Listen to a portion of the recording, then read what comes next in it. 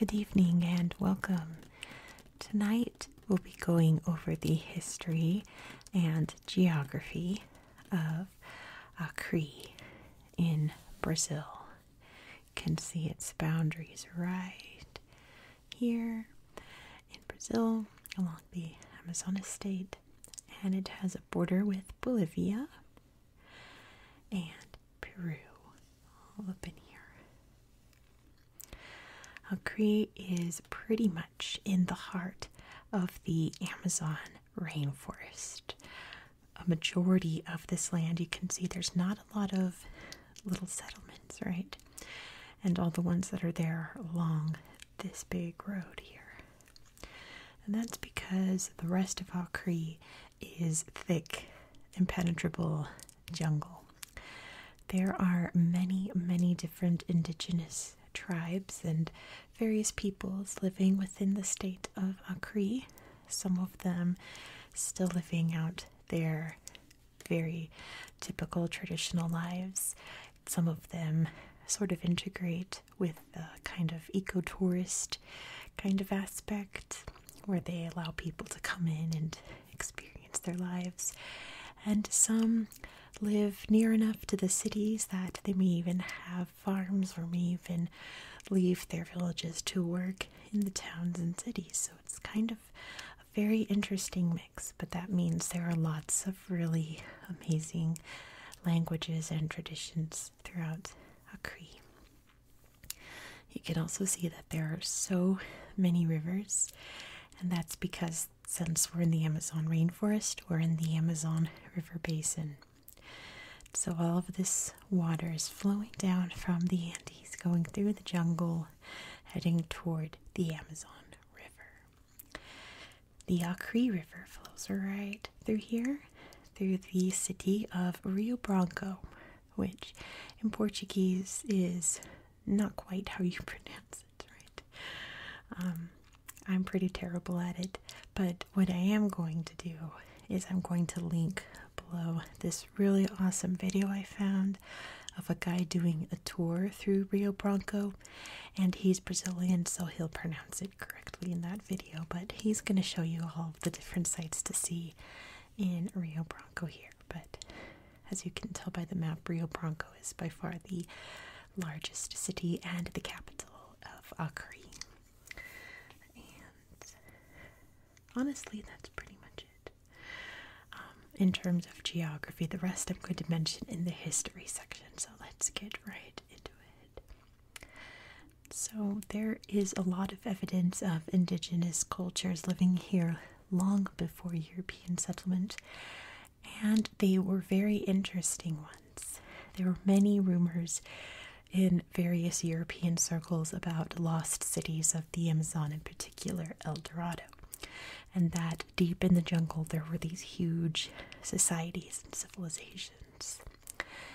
And once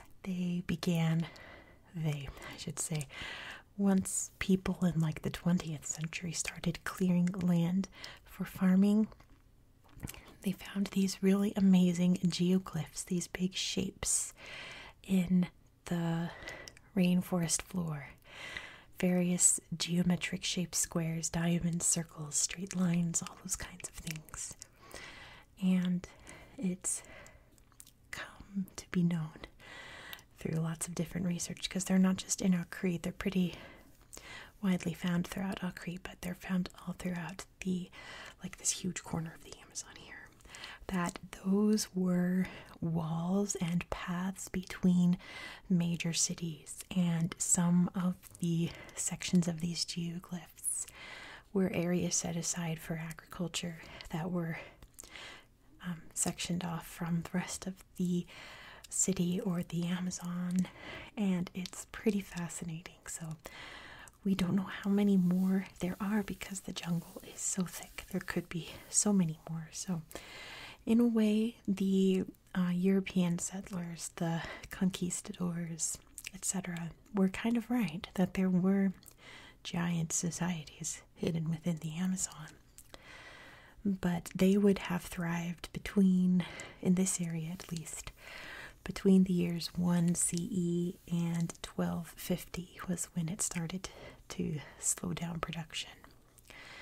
And in many cases throughout the Amazon, it was once European contact happened that exposure to diseases happened and vastly decreased the population of these places, right?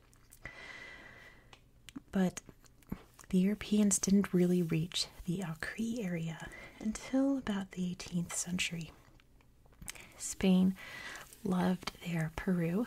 It was one of their big money makers. So as they explored further and further, they reached what we now know as Acre, and it became part of the Viceroyalty of Peru. In 1826, wars for independence were rampant throughout South America, and they reached this area, and it wound up becoming part of Bolivia. And it just kind of sat there because, again, it's jungle, It was just lines on a map at this point. Then in the 19th century, a rubber boom exploded in this corner of the Amazon, and many Brazilians started to move into the area seeking riches in rubber. They started exploring the area, and they realized in Acre in particular there were many rubber trees. So more and more Brazilians started to come into the area and establish rubber plantations. If you don't know, rubber comes from a certain type of tree, a rubber tree. The sap, so to say, in this tree is called latex. So they would slice the tree bit by bit, and the latex would drip out. They would collect it, take it to their factories where they would turn it into rubber, like for tires mostly, right? And various other rubbery things. So many Brazilians were coming here to become wealthy rubber barons. In 1867, Bolivia was getting a bit concerned that so many Brazilians lived in their area that they owned, and they were kind of fearing a takeover. So they signed a treaty with Brazil called the Treaty of Ayacucho. They confirmed that Acre belongs to Bolivia. Bolivia sold off some land to Brazil in exchange. And also, if you don't know your Paraguayan history, Paraguay was very, war-y. They were ready to fight anyone, right? So Bolivia also promised not to join Paraguay in any wars against Brazil. So that was the Treaty of Ayacucho. It was like, we're going to agree to these terms and we're just going to move on. But that treaty was violated in 1899 when various Brazilian rubber plantation owners rose up against their Bolivian overlords, and they formed the Republic of Acre. And this sparked the Acre War against the Republic of Acre and Bolivia for their independence. It reminds me, as an American, it reminds me a lot of Texas. It's very similar to Texas's history. It's very funny, except without the rubber. They didn't have rubber in Texas. The war eventually ended in 1903. The Republic of Acre actually won. Bolivia was kind of getting beat up by Paraguay, of course, and various other powers against them, so this was just another thorn in their side. And they allowed Acre in 1903 to be ceded to Brazil. It officially became part of Brazil in 1920, and it became a state of Brazil in 1962. But something very important happened in Acre in the meantime, and that was World War II. So the majority of the world's rubber was being manufactured over in Southeast Asia, mainly like Malaysia, like the Indochina Peninsula, places like that. and those were now occupied by the Japanese. So the Allies desperately needed rubber. So Brazil created, I suppose, what became known as the rubber soldiers. They were men that were recruited to work in the rubber plantations and produce as much rubber as possible for the Allied forces. And in exchange, they would not be drafted to fight in the war. So many, many, many men came to the area to work and work and work. And there's lots of interesting stories in that. Some are pretty devastating. But it solved a lot of problems for the Allies. It generated a lot of rubber, and it really, really helped out in the war effort. And after the war, Brazil and various other powers like the Americans realized that this little corner of the Amazon was very valuable in that kind of industrialization aspect. So they started building more farms. They started chopping down more trees to make room for farms. Not so much chopping down, but burning them down. And deforestation really spread out, particularly over here.